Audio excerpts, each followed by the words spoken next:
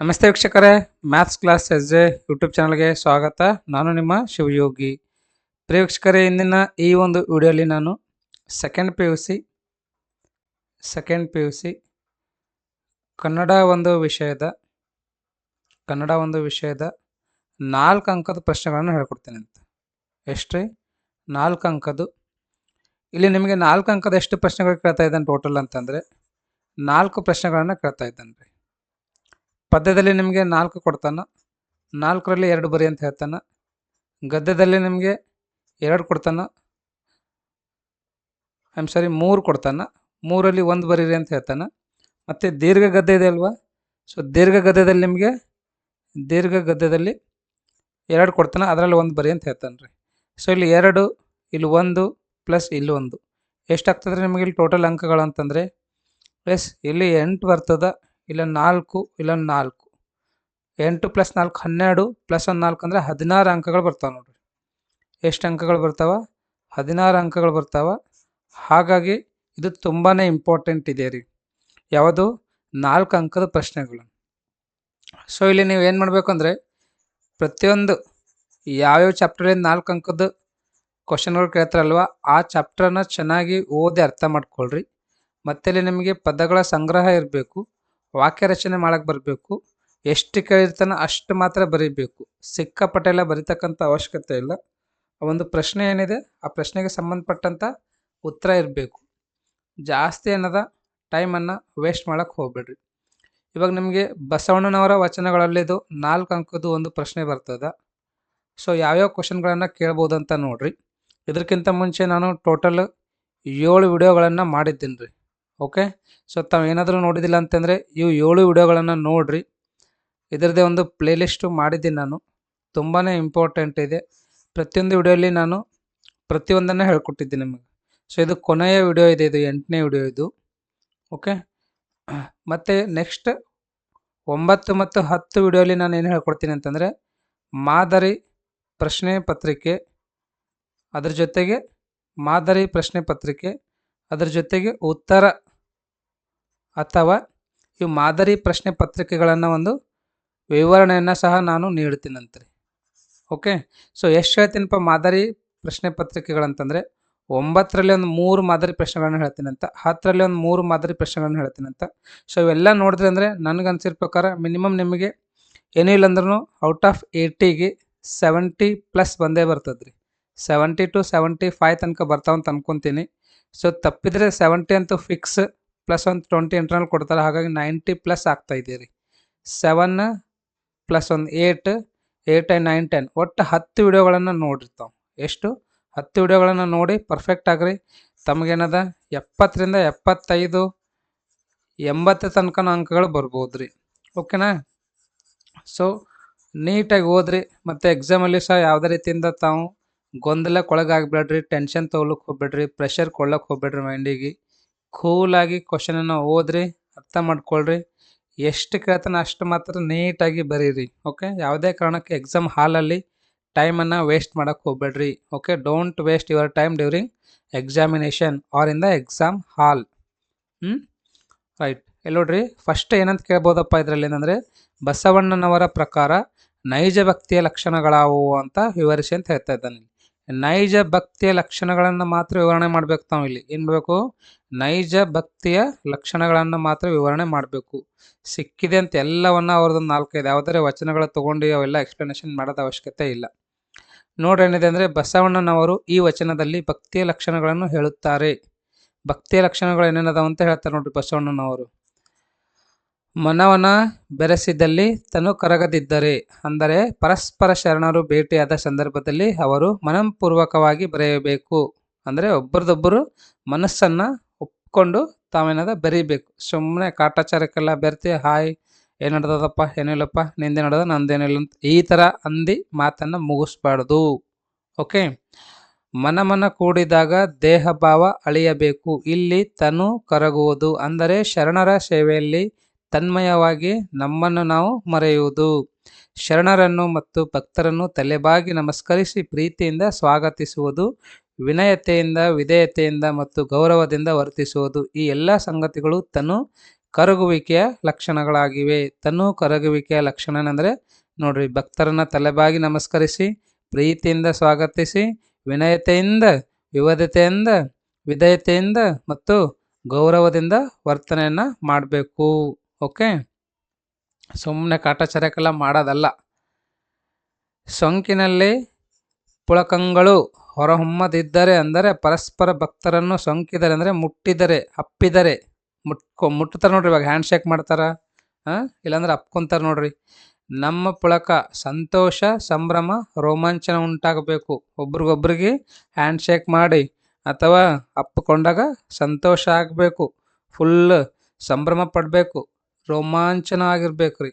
ಅಂದಾಗ ಮಾತ್ರ ಅದೇನಾಗ್ತದೆ ರೀ, ನಿಜವಾದ ಒಂದು ಪ್ರೇಮ ಆಗ್ತದ. ಕಂಡಗಳ ಸೃಜಲಂಗಳು ಸುರಿಯದಿದ್ದರೆ ಅಂದರೆ ಪರಸ್ಪರ ಶರಣರನ್ನು ಕಂಡಾಗ ಅಥವಾ ನೋಡಿದಾಗ ನಮ್ಮ ಕಣ್ಣಲ್ಲಿ ಅಶ್ರುಜಲ ಅಂದರೆ ಆನಂದ ಬಾಷ್ಪ ಸುರಿಯಬೇಕು. ನುಡಿಯುವಲ್ಲಿ ಗದ್ಗಂಗಳು ಪೊಣ್ಮದಿದ್ದರೆ ಅಂದರೆ ಶರಣರ ಜೊತೆ ಮಾತನಾಡುವಾಗ ಮಾತಿನಲ್ಲಿ ಗದ್ಗಂಗಳು ಅಂದರೆ ತೊದಲ ನುಡಿ ಬರಬೇಕು. ಭಾವನೆಗಳು ತುಂಬಿ ಬಂದಾಗ ಮಾತು ಮೌನವಾಗಿ, ಮಾತು ತಡವರಿಸುವಂತ ಆಗಬೇಕು. ಈ ಎಲ್ಲ ಬದಲಾವಣೆಗಳು ನಮ್ಮ ತನು ಮನದಲ್ಲಿ ಬಂದ್ರೆ ಮಾತ್ರ ಅವು ನಿಜವಾದ ಭಕ್ತಿಯ ಲಕ್ಷಣಗಳು. ಇಲ್ಲದಿದ್ದರೆ ಅದು ಡಾಂಬಿಕತೆಯಾಗುತ್ತದೆ ಎನ್ನಲಿ ಇವಿಲ್ಲಾಗಿ ಆನುಡಂಬಕ ಕಾಣಿರೆ ಅಂದರೆ ಬಸವಣ್ಣನವರಲ್ಲಿ ಮೇಲಿನ ಎಲ್ಲ ಲಕ್ಷಣಗಳು ತುಂಬಿ ತುಳುಕಿದ್ದವು, ಆದರೂ ನನ್ನಲ್ಲಿ ಏನೂ ಇಲ್ಲ, ನಾನು ಡಂಬಕ ಎಂದು ಹೇಳುತ್ತಾರೆಂದರೆ ಅದು ಅವರ ದೊಡ್ಡ ಗುಣವೆಂದು ತಿಳಿದುಕೊಳ್ಳಬೇಕು. ಸೊ ಎಲ್ಲ ಏನು ಅಂದರೆ ನನ್ನ ಕಡೆ ಏನೂ ಇಲ್ಲಪ್ಪ, ನಾನು ಚಿಕ್ಕವಿದ್ದೀನಿ ಅಂಥೇಳಿ ಭಾವನೆ ಮಾಡ್ಕೊಂಡು ಅಥವಾ ತಲೆಯಲ್ಲಿ ಇಟ್ಕೊಂಡು ನಾವು ಮತ್ತೊಬ್ಬರನ್ನ ಮಾತಾಡಿಸ್ಬೇಕಂತ. ಸುಮ್ಮನೆ ಕಾಟಾಚಾರಕ್ಕೆ ನಾನು ಹಂಗಿದ್ದೀನಿ, ನಾನು ಹಿಂಗಿದ್ದೀನಿ, ಇವ ಏನು ನಾನಷ್ಟು ಶ್ರೇಷ್ಠ, ಅವ ಇಲ್ಲ, ನಾನೇ ಶ್ರೇಷ್ಠ ಇದ್ದೀನಿ ಅಂಥೇಳಿ ಎಲ್ಲ ತಲೆಯಲ್ಲಿ ಇರಬಾರ್ದು. ಎರಡನೇ ಕ್ವಶನ್ ನೋಡ್ರಿ, ಶಿವಪಥವನ್ನರಿಯದವನ ಭಕ್ತಿ ನಿರರ್ಥಕವೆಂಬುದನ್ನು ಬಸವಣ್ಣನವರು ಯಾವ ಯಾವ ಉದಾಹರಣೆಗಳ ಮೂಲಕ ವಿವರಿಸಿದ್ದಾರೆ ನೋಡ್ರಿ. ಲಿಂಗ ಸಾಧನೆ ಫಲ ಕೊಡಬೇಕಾದರೆ ಗುರುವಿನಿಂದ ಶಿವಪಥವನ್ನರಿಯಬೇಕೆಂದು ಈ ವಚನದಲ್ಲಿ ಕಾಣಬಹುದು. ಶಿವಪಥ ಅಂದರೆ ಒಳ್ಳೆಯ ಮಾರ್ಗ. ಶಿವ ಅಂತಂದರೆ ಒಳ್ಳೆಯ ಮಾರ್ಗ ಅಂತಂದಂಗೆ. ಶಿವ ಅಂದರೆ ಒಳ್ಳೆಯ, ಪಥ ಅಂದರೆ ಮಾರ್ಗ. ಅರ್ಥರೇಖೆ ಇದ್ದಲ್ಲಿ ಫಲವೇನು ಅಂದರೆ ಆಯುಷ್ಯ ರೇಖೆ ಇಲ್ಲದ ನಕ್ಕರ ಅಂದರೆ ಧನರೇಖೆ ಇದೆ ಆದರೆ ಆಯುಷ್ಯ ಇಲ್ಲದಿರುವುದರಿಂದ ಆ ಸಂಪತ್ತಿನಿಂದ ಏನು ಪ್ರಯೋಜನ? ಇಲ್ಲಿ ನೋಡ್ರಿ, ಇವಾಗ ಮನುಷ್ಯಾಗ ದುಡ್ಡು ಅದ ರೀ, ಧನ ಅದ, ಸಂಪತ್ತದ, ಆಸ್ತಿ ಅದ, ಬಟ್ ಅವನಿಗೆ ಆಯುಷ್ಯನೇ ಇಲ್ಲ, ಅವನಿಗೆ ವಯಸ್ಸಾಗ್ಯದ ಅಂದ್ರೆ ಅದು ಇದ್ದು ಏನು ಪ್ರಯೋಜನ ಅಂತ ಹೇಳ್ತಾನ. ಆಯುಷ್ಯ ಎಂದರೆ ಮೀಸಲು ಜೀವನ ಅಂದರೆ ಲಿಂಗನಿಷ್ಠೆಗೆ ಜೀವನ ಮೀಸಲಾಗಿಲ್ಲದೆ ಹೋದರೆ ಎಷ್ಟು ಸಂಪತ್ತು ಇದ್ದರೇನು ಎಂದು ಕೇಳುತ್ತಾರೆ. ಹಂದೆಯ ಕೈಯಲ್ಲಿ ಚಂದ್ರಾಯುಧವಿದ್ದಲ್ಲಿ ಫಲವೇನು? ಹಂದೆ ಕೈಯೊಳಗೆ ಚಂದ್ರಾಯುಧ ಇದ್ದರೆ ಏನು ಫಲ ಅಂತ ಅಂದರೆ ಶ್ರೇಷ್ಠವಾದ ಆಯುಧವಿದೆ, ಆದರೆ ಅದನ್ನು ಹಿಡಿದ ಹೋರಾಡುವ ಶೂರತನವಿಲ್ಲದಿರುವುದರಿಂದ ಆ ಚಂದ್ರಾಯುಧದಿಂದ ಏನು ಪ್ರಯೋಜನ? ಇಲ್ಲಿ ನೋಡ್ರಿ, ಇವಾಗ ನಮ್ಮ ಭಾರತ ದೇಶ ಅದ, ಹೌದಿಲ್ಲ? ನಮ್ಮ ಭಾರತ ದೇಶ ಯಾಕೆ ಅಷ್ಟೊಂದು ಸ್ಟ್ರಾಂಗ್ ಅದ ಅಂತಂದರೆ ನಮ್ಮ ದೇಶದಲ್ಲಿ ಇರ್ತಕ್ಕಂಥ ಪ್ರತಿಯೊಂದು ಯುದ್ಧ ಉಪಕರಣಗಳೇನದಾವಲ್ಲ ಅವುಗಳನ್ನು ಬಳಕೆ ಮಾಡ್ತಕ್ಕಂಥದ್ದು ನಮ್ಮ ಭಾರತ ದೇಶದ ಸೈನಿಕರಿಗೆ ಗೊತ್ತದ ರೀ. ಅವುಗಳನ್ನು ಯಾವ ಥರ ಬಳಕೆ ಮಾಡಬೇಕು, ಅವುಗಳನ್ನು ಯಾವ ಥರ ನಾವು ಉಪಯೋಗ ಮಾಡಿ ಅವುಗಳನ್ನು ಯಾವ ಥರ ನಾವು ಉಡಾವಣೆ ಮಾಡ್ಬೇಕಂತಕ್ಕಂಥದ್ದು ನಮ್ಮ ಭಾರತ ದೇಶದ ಸೈನಿಕರಿಗೆ ಗೊತ್ತದ. ಅದೇ ಪಾಕಿಸ್ತಾನದವ್ರಿಗಾಗಲಿ ಅಥವಾ ಕೆಲವೊಂದು ದೇಶದ ಸೈನಿಕರಿಗೆ ಗೊತ್ತಿರಂಗಿಲ್ಲ. ಹಾಗಾಗಿ ಇಲ್ಲೇನು ಹೇಳ್ತಾನಂತಂದರೆ ಶೂರತನವಿಲ್ಲದಿರುವುದರಿಂದ ಆ ಚಂದ್ರಾಯುಧದಿಂದ ಏನು ಪ್ರಯೋಜನ ಅಂತ ಹೇಳ್ತಾರೆ. ಇಲ್ಲಿ ನೋಡ್ರಿ, ಒಂದು ಎಕ್ಸಾಂಪಲ್ ಕೊಡ್ತೀನಿ ನಾನು ಯಾಕೆ ಪಾಕಿಸ್ತಾನ ತೊಗೊಂಡಿನಿ ಅಂತಂದರೆ, ಪಾಕಿಸ್ತಾನದ ಮ್ಯಾಗ ಇವಾಗ ಆಲ್ರೆಡಿ 3-4 ದೇಶಗಳೇನದ ಪಾಕಿಸ್ತಾನದ ಒಂದು ಬಾರ್ಡ್ರನ್ನು ದಾಟಿ ಒಳಗಡೆ ಹೋಗಿ ಹೊಡೆದು ಬಂದಾರ. ಅಂದ್ರೂ ಅವರು ತಮ್ಮಲ್ಲಿ ಯಾವುದೇ ಒಂದು ಯುದ್ಧ ಉಪಕರಣಗಳು ಇದ್ದರೂ ಸಹ ಏನು ಮಾಡೋಕ್ಕಾಗಿಲ್ಲ. ಇದೇ ನಮ್ಮ ಭಾರತನೇ 2 ಸರ್ತಿ ಹೋಗಿ ಬಂದದ್ದು. ಒಂದು ಸರ್ತಿ ಸರ್ಜಿಕಲ್ ಸ್ಟ್ರೈಕ್ ಅಂತ, ಇನ್ನೊಂದು ಸರ್ತಿ ಏರ್ ಸ್ಟ್ರೈಕ್ ಅಂತ, ಅಂದ್ರೂ ಏನು ಮಾಡೋಕ್ಕಾಗಿಲ್ಲ. ಕರೆಕ್ಟ್? ಸೊ ಇಲ್ಲಿನವರು ಅದನ್ನೇ ಹೇಳ್ತಾ ಇದ್ದಾರ.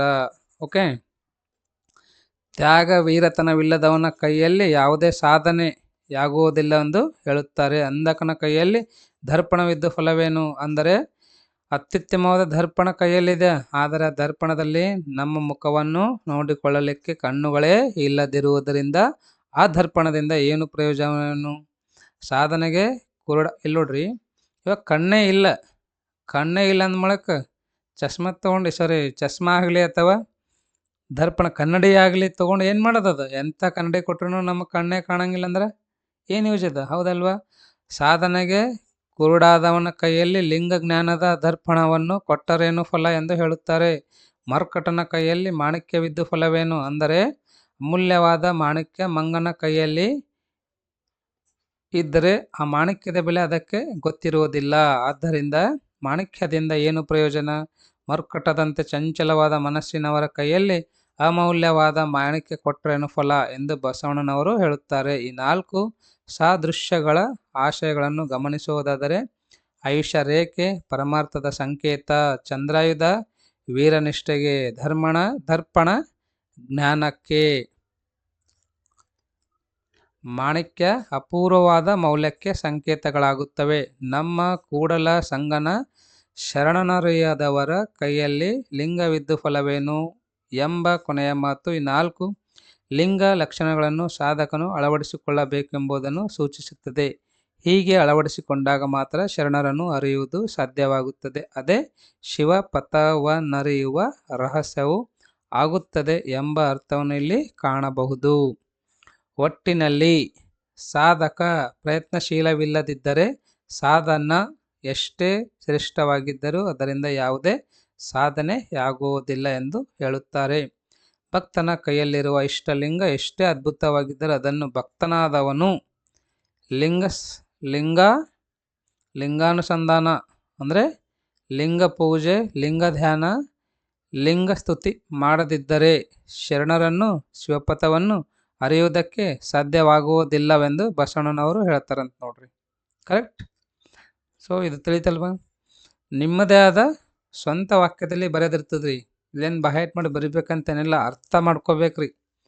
ಎಷ್ಟು ನೀವು ಅರ್ಥ ಮಾಡ್ಕೋತೀರಿ ಅಷ್ಟು ನಿಮಗೆ ಒಳ್ಳೆಯದಾಗ್ತದ್ರಿ. ಬಾಹ್ಯಾಟ್ ಯಾವುದೇ ಕಾರಣಕ್ಕೂ ಮಾಡಕ್ಕೆ ಹೋಗ್ಬೇಡ್ರಿ. ಪ್ರತಿಯೊಂದನ್ನು ಅರ್ಥ ಮಾಡ್ಕೋರಿ. ಅರ್ಥ ಮಾಡ್ಕೊಂಡು ನಿಮ್ಮದೇ ಆದ ಒಂದು ಶೈಲಿಯಲ್ಲಿ ತಾವೇನು ಬರಿಬೇಕು? ಉತ್ತರವನ್ನು ಬರಿಬೇಕು. ನೀಟತ್ಕೆ ಬರೀರಿ. ಅಕ್ಷರ ಮಾತ್ರ ದುಂಡಾಗಿ ಬರೀರಿ. ಅಕ್ಷರ ಹೆಂಗಿರಬೇಕು? ದುಂಡಾಗಿರಬೇಕು. ಮತ್ತು ಏನೇನು ಕೇಳಿರ್ತಾನ, ಏನೇನು ಬರೀಬೇಕು ಅನ್ನೋದು ನಿಮ್ಗೆ ಗೊತ್ತಿರ್ಬೇಕು ನೋಡ್ರಿ. ಮತ್ತು ಇದಕ್ಕೆ ಬಿಟ್ಟರೆ ಏನು ಕೇಳ್ಬೋದಪ್ಪ ಇದರಲ್ಲಿಂದ ಅಂತಂದರೆ, ರಕ್ಷಿಸಬೇಕಾದವರೇ ಭಕ್ಷಕರಾದರೆ ಒದಗುವ ವಿಘಟನೆಯನ್ನು ಬಸವಣ್ಣನವರು ಹೇಗೆ ಚಿತ್ರಿಸಿದ್ದಾರೆ ನೋಡ್ರಿ.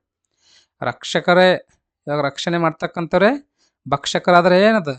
ಇವಾಗ ನಮ್ಮ ರಕ್ಷಣೆ ಯಾರು ನೀಡ್ತಾರೆ? ಪೊಲೀಸರು ನೀಡ್ತಾರೆ. ರಕ್ಷಣೆ ನೀಡೋದು ಬಿಟ್ಟು ಅವರೇ ಭಕ್ಷಣೆ ಮಾಡಿದ್ರೆ ಕರೆಕ್ಟಲ್ಲಿ ಇವಾಗ ನಿಮ್ಗೆ ರಕ್ಷಣೆ ನೀಡಬೇಕು. ಅವರು ರಕ್ಷಣೆ ನೀಡೋದು ಬಿಟ್ಟು ಭಕ್ಷಕರಂತಂದರೆ ದುಡ್ಡು ಕೊಡ್ರಿ, ಫೈನ್ ಹಾಕೋದದು, ಅನ್ನೆಸೆಸರಿ ಫೈನ್ ಹಾಕೋದು ಮಾಡಿದ್ರೆ ಅದು ಭಕ್ಷಕ ಆಗ್ತದಿಲ್ಲ. ಹಾಗಾಗಿ ಇಲ್ಲಿ ರಕ್ಷಣೆ ಮಾಡ್ತಕ್ಕಂಥವ್ರೆ ಭಕ್ಷಕರಾದರೆ ಒದಗುವ ವಿಘಟನೆಯನ್ನು ಬಸವಣ್ಣನವರು ಹೇಗೆ ಚಿತ್ರಿಸಿದ್ದಾರೆ ಅಂತ. ಇಲ್ಲ ನಾನು ಎಲ್ಲ ಪೊಲೀಸರಿಗೆ ಹೇಳ್ತಾ ಇಲ್ಲ, ಕೆಲವೊಂದು ಪೊಲೀಸರು ಏನದ ಆ ಥರ ಮಾಡ್ತಾರೆ. ಹೌದಲ್ವ? ಅವ್ರು ರಕ್ಷಣೆ ಕೊಡಬೇಕು. ಇವಾಗ ನೋಡ್ರಿ, ಪೊಲೀಸರಂದ್ರೆ ಎಷ್ಟೋ ಜನಕ್ಕೆ ಭಯ ಇದೆ. ಏನೋ ಮಾಡ್ತಾರಪ್ಪ ಅಂತ. ಅವ್ರು ನಮಗೆ ರಕ್ಷಣೆ ಕೊಡ್ತಾರೆ ಅಂತಕ್ಕಂಥದ್ದು ಯಾರ ತಲೆಯಲ್ಲೂ ಇಲ್ಲ. ಅವ್ರೇನೋ ನಮಗೆ ಮಾಡ್ತಾರಂತಕ್ಕಂಥದ್ದೇ ತಲೆಯಲ್ಲದ. ಹೌದಲ್ವಾ? ರೈಟ್? ನೋಡ್ರಿ ಏನು ಹೇಳಿದ್ದಾರೆ ಬಸವಣ್ಣನವರು ಇದರಲ್ಲಿ, ಚೆನ್ನಾಗಿ ನೋಡೋಣವಾ? ಎಸ್, ಈ ವಚನ ಧ್ವನಿಸಮ್ಮತವಾದ ಒಂದು ಸುಂದರ ಕಲಾಕೃತಿಯಾಗಿ ಹೊರಹೊಮ್ಮಿದೆ. ನಮ್ಮನ್ನು ಕಾಯಬೇಕಾದವರು ಕೊಲ್ಲಲು ನಿರ್ಧರಿಸಿದರೆ ಮತ್ತು ರಕ್ಷಿಸಬೇಕಾದವರು ಭಕ್ಷಣೆ ಮಾಡಲು ನಿಂತರೆ ನಮ್ಮನ್ನು ಯಾರಿಂದಲೂ ಕಾಯಲಿಕ್ಕೆ ಮತ್ತು ರಕ್ಷಿಸಲಿಕ್ಕೆ ಸಾಧ್ಯವಿಲ್ಲವೆಂದು ಬಸವಣ್ಣನವರು ಹೇಳ್ತಾರೆ. ನೋಡ್ರಿ, ಒಂದು ಉದಾಹರಣೆ ಕೊಡ್ತಾರೆ ಅವರು. ಎಷ್ಟು ಒಳ್ಳೆಯದ. ಒಲೆ ಹತ್ತಿ ಉರಿದಡೆ ನಿಲ್ಲಬಹುದು, ದರೆ ಹತ್ತಿ ಉರಿದಡೆ ನಿಲ್ಲಲಾರದು. ಅಂದರೆ ಜೀವನದಲ್ಲಿ ಸಣ್ಣ ಪುಟ್ಟ ಕಷ್ಟಗಳು ಸಹಜ. ಸಣ್ಣ ಪುಟ್ಟ ಕಷ್ಟಗಳು ಹೇಗಾದರೂ ಮಾಡಿ ನಿಭಾಯಿಸಬಹುದು.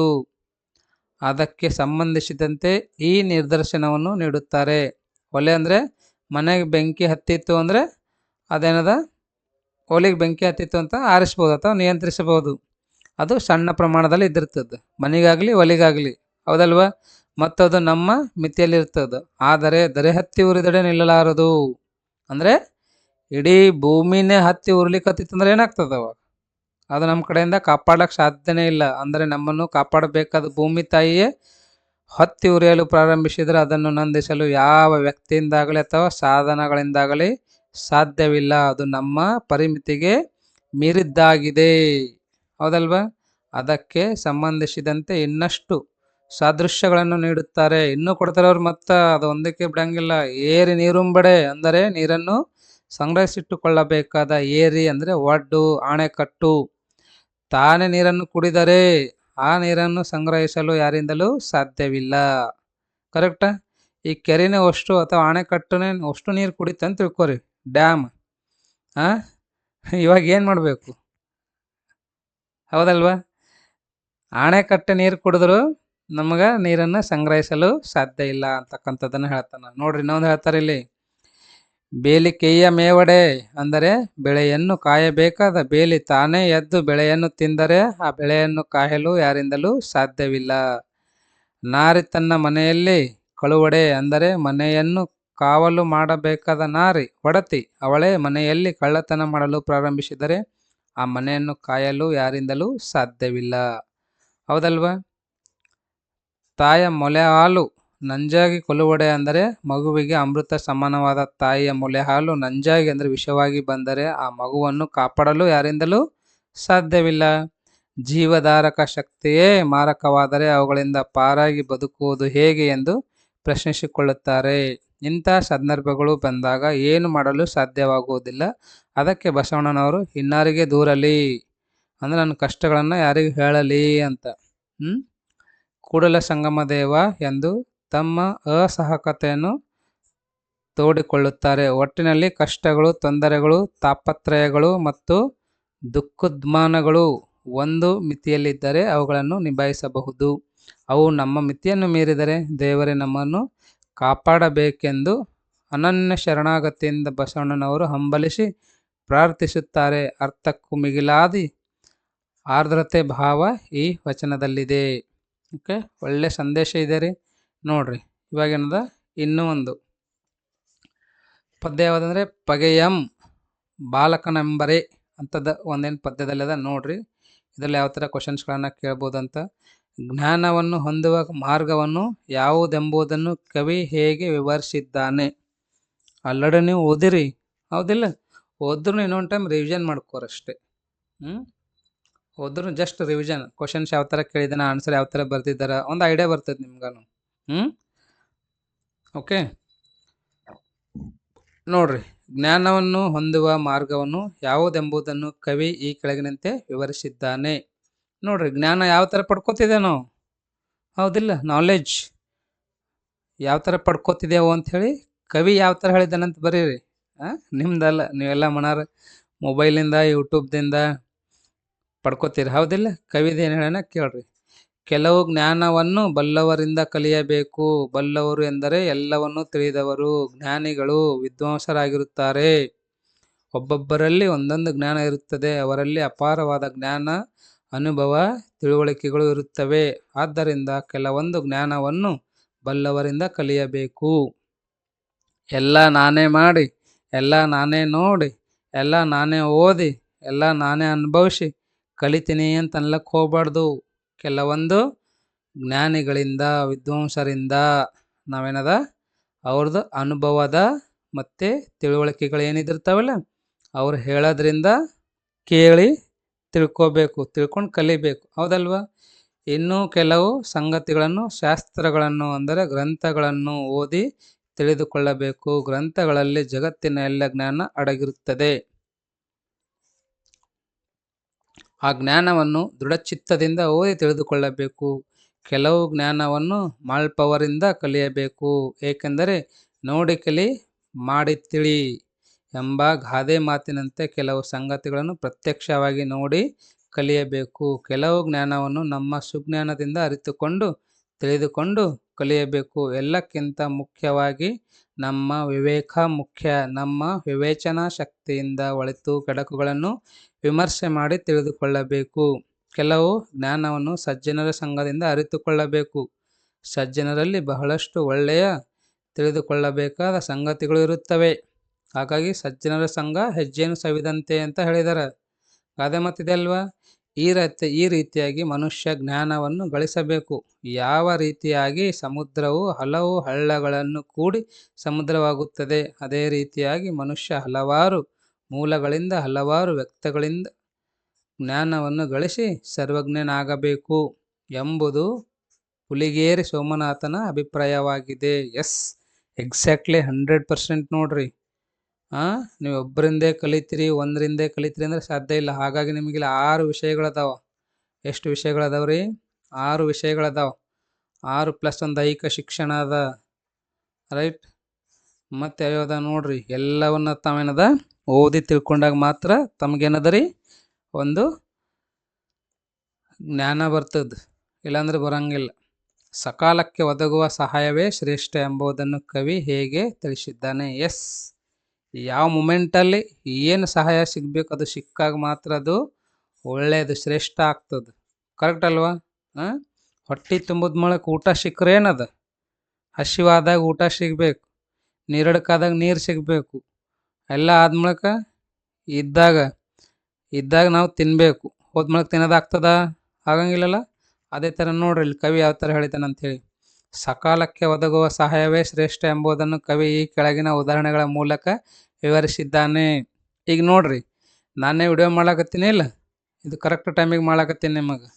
ಯಾಕಂದ್ರೆ ಈಗ ಎಕ್ಸಾಮ್ ಅದ, ನಿಮಗೆ ಪರೀಕ್ಷೆ ಅದ ಇಲ್ಲ. ಎಕ್ಸಾಮ್ ಮುಗಿದ ಮೂಲಕ ಮಾಡೋದಂದ್ರೆ ನೋಡ್ತೀರಿ ನೀವು? ನೋಡಂಗಿಲ್ಲ. ಆಲ್ರೆಡಿ ಇದೇ ಲೇಟ್ ಆಗ್ಯದ, ಇದಕ್ಕೆ ಬೈಲಿಕತ್ತೀರಿ. ಅಂದ್ರೂ ಇದು ಒಂದು ರೀತಿ ಹೇಳ್ಬೇಕಂದ್ರೆ ಸಕಾಲಕ್ಕೆ ನಾನು ಮಾಡ್ತಾ ಇದ್ದೀನಿ ಅಂತ, ಹೌದಲ್ವಾ? ಅದೇ ಥರ ನೋಡ್ರಿ, ಅನುಭೋಗಿಸಲಾರದ ಸಂಪತ್ತಿನಿಂದ ಯಾವುದೇ ಉಪಯೋಗವಿಲ್ಲ. ಸಕಾಲಕ್ಕೆ ಆ ಸಂಪತ್ತು ಅಸಹಾಯಕರಿಗೆ ಉಪಯೋಗವಾಗಬೇಕು. ತಂದೆ ತಾಯಿಗಳ ಮುಪ್ಪಾವಸ್ಥೆಯಲ್ಲಿ ಮಗನು ಅವರ ಯೋಗಕ್ಷೇಮವನ್ನು ನೋಡಿಕೊಳ್ಳಬೇಕು. ಮಗ ಇರಲಿ, ಇಲ್ಲಿ ಮಗಳು ತಗೋರಿ, ಮಗ ಮತ್ತು ಮಗಳನ್ನು ತೋರಿ. ಒಂದು ವೇಳೆ ಮಗನು ತಂದೆ ತಾಯಿಗಳ ಯೋಗಕ್ಷೇಮವನ್ನು ನೋಡಿಕೊಳ್ಳದಿದ್ದರೆ ಆ ಮಗನಿಂದ ಯಾವುದೇ ಪ್ರಯೋಜನವಿಲ್ಲ. ಬೆಳೆ ಒಣಗುತ್ತಿರುವಾಗ ಮಳೆ ಬರಬೇಕು, ಹೌದಿಲ್ಲ? ಇವಾಗ ನೋಡ್ರಿ, ತಂದೆ ತಾಯಿ ಏನು ಮಾಡಿರ್ತಾರೆ, ಮಗನಿಗೆ ಸಾಕಿರ್ತಾರೆ. ಮುಂದೆ ಅವ್ರೇನದ ಯವನಾವಸ್ಥೆಗೆ ಬಂದು ಲಗ್ನ ಆಗೇನದ, ತಂದೆ ತಾಯಿಗೆ ಒಯ್ದು ಅನಾಥಾಶ್ರಮದಾಗಿರೋದು ಅಥವಾ ಅವ್ರ ಮ್ಯಾಗ ಕೋಪ ಮಾಡ್ಕೊಳ್ಳೋದು, ಸಣ್ಣ ಪುಟ್ಟ ವಿಷಯಕ್ಕೆಲ್ಲ ಶಿಟ್ ಮಾಡ್ಕೊಂಡು ಅವ್ರನ್ನ ದೂರ ಮಾಡೋದು, ಆ ಥರ ಮಾಡಿದ್ರೆ ಅದು ಒಳ್ಳೇದಾಗ್ತದೇನೋ? ಆಗಂಗಿಲ್ಲ. ಅದು ಏನು ಯೂಸ್ ಅದ, ಹೌದಿಲ್ಲ? ಹಾಗಾಗಿ ಅವ್ರೇನು ಮಾಡಬೇಕು ಅಂದರೆ ತಂದೆ ತಾಯಿಗಳನ್ನು ಮುಪ್ಪಿನ ಒಂದು ಅವಸ್ಥೆಗೆ ಬಂದಾಗ ಚೆನ್ನಾಗಿ ನೋಡ್ಕೋಬೇಕು, ಹೌದಲ್ವಾ? ಅಂದ್ರೂ ತಂದೆ ತಾಯಿ ಮಕ್ಕಳಿಗೆ ಸಾಕಿದಕ್ಕೆ ಮತ್ತು ಮಕ್ಕಳ ತಂದೆ ತಾಯಿದು ತಿಂದು ಬೆಳೆದಿದ್ದಕ್ಕೆ ಒಂದು ಸಾರ್ಥಕ ಆಗ್ತದೆ. ಒಂದು ವೇಳೆ ಬೆಳೆಯೆಲ್ಲ ಒಣಗಿದ ಮೇಲೆ ಮಳೆ ಬಂದರೆ ಆ ಮಳೆಯಿಂದ ಯಾವುದೇ ಪ್ರಯೋಜನ ಇಲ್ಲ. ನೋಡ್ರಿ, ಇವಾಗ ರೈತರೆಲ್ಲ ಬೆಳೆ ಬಿತ್ತಾರಿಲ್ಲ, ಬಿತ್ತಿದ ಮಳೆಗೆ ಯಾವಾಗ ಅದು ಏನೋ ಒಣಗ್ಲಿಕ್ಕತ್ತದಪ್ಪ, ಮಳೆ ಇಲ್ಲ ಅಂಥೇಳಿ ಅನ್ನೋ ಮೂಮೆಂಟಲ್ಲಿ ಮಳೆ ಬತ್ತು ಅಂದರೆ ಮತ್ತೆ ಬೆಳೀತದೆ ಸರಿಯಾಗಿ. ಅದು ಪೂರಾ ಒಣಗಿ ಹೋದ ಮಳೆ ಬಂದರೆ ಏನು ಯೂಸ್ ಇದೆ? ಬರಗಾಲ ಆದಂಗೆ ಆಗ್ತದೆ, ಅದು ಏನು ಯೂಸ್ ಇಲ್ಲ. ಸೊ ಅದೇ ಥರ ನೋಡ್ರಿ, ಆಪತ್ತಿನ ಸಮಯದಲ್ಲಿ ಬಂಧುಗಳು ಬಂದು ನೋಡದೇ ಇದ್ದರೆ ಆ ಬಂಧುಗಳಿಂದ ಯಾವುದೇ ಪ್ರಯೋಜನವಿಲ್ಲ. ಈ ನೋಡ್ರಿ, ನಮ್ಮಲ್ಲೊಂದು ಟ್ರೆಂಡ್ ಅದ, ಆರಾಮ್ ತಪ್ಪಿತ್ತು ಅಂದ್ರೆ ಎಲ್ಲ ಹೋಗಿ ನೋಡ್ಕೊಂಡು ಮಾತಾಡ್ಸ್ಕೊಂಡು ಬರ್ತಾರೆ. ಯಾಕಂತಂದ್ರೆ ಮತ್ತು ಉಳಿತಾನೇನು ಉಳಿಯಂಗಿಲ್ಲೋ ಅಂತ ಹೇಳಿ. ಚೆನ್ನಾಗಿದ್ದಾಗ ಹೋಗ್ತಾರೇನು ಯಾರೇ? ಹೋಗ್ತಾರೆ ಅಂದ್ರೆ ಕಡಿಮೆ. ಚೆನ್ನಾಗಿದ್ದಾಗ ಒಯ್ರಿ, ತಿನ್ನಿಸ್ರಿ. ಅದರಂತೆ ಸಮಯಕ್ಕೆ ಸರಿಯಾಗಿ ಒದಗುವ ಒಂದು ಚಿಕ್ಕ ಸಹಾಯವು ಒಂದು ಪರ್ವತದಷ್ಟು ಕಾಣುತ್ತದೆ. Yes, exactly 100%. ಈಗ ನೋಡ್ರಿ, ನೀವು ಎಕ್ಸಾಮ್ ಬರ್ಲಿಕ್ಕತ್ತಿರ್ತೀರಿ, ನಿಮಗೇನೋ ಡೌಟ್ ಇದ್ದಿರ್ತದ. ಯಾರೇ ಬಂದು ಕ್ಲಿಯರ್ ಮಾಡಿದ್ರು ಅಂತಂದರೆ ಎಷ್ಟು ಸಹಾಯ ಮಾಡ್ದಂಗೆ ಆಗ್ತದಿಲ್ಲ? ಸಹಾಯವು ಚಿಕ್ಕದಾದರೂ ಅದು ದೊಡ್ಡದಾದ ಕಾರ್ಯವನ್ನು ಮಾಡುತ್ತದೆ ಎಂಬುದು ಕವಿ ಸೋಮನಾಥನ ಅಭಿಪ್ರಾಯವಾಗಿದೆ. ಮುಂದಿನ ನೋಡ್ರಿ, ಯಾವ ಸಂಗತಿಗಳನ್ನು ಉಪೇಕ್ಷಿಸಬಾರದು ಎಂದು ಸೋಮನಾಥ ತಿಳಿಸಿದ್ದಾನೆ. ಬೇವಿನ ಚಿಗುರು ಸಣ್ಣದೆಂದು ಅದನ್ನು ತಿಂದರೆ ಅದು ಸಿಹಿಯಾಗಿರುವುದಿಲ್ಲ. ಸಿಹಿ ಆಗ್ತದ? ಬೇವಿನ ಚಿಗುರು ಸಣ್ಣದದಪ್ಪ, ರುಚಿ ಇರ್ತದಂತೆ ಅಂತೀವೇನು ನಾವು? ಅದು ಅಂದ್ರೆ ಅದು ರುಚಿ ಇರ್ತದೇನು? ಇರಂಗಿಲ್ಲ, ಅದು ಕಹಿನೇ ಇರ್ತದ. ಅದು ಸಣ್ಣದಿರಲಿ ದೊಡ್ಡದಿರಲಿ ಅದು ಎಂದು ತನ್ನ ಕಹಿ ಗುಣವನ್ನು ಬಿಡುವುದಿಲ್ಲ. ಚೇಳು ಚಿಕ್ಕದೆಂದು ಅದನ್ನು ಪ್ರೀತಿಯಿಂದ ಅದನ್ನು ಹಿಡಿಯಲು ಹೋದರೆ ಅದು ಕಚ್ಚದೆ ಬಿಡುವುದಿಲ್ಲ. ಬಿಡ್ತದೇನು? ಬಿಡಂಗಿಲ್ಲ.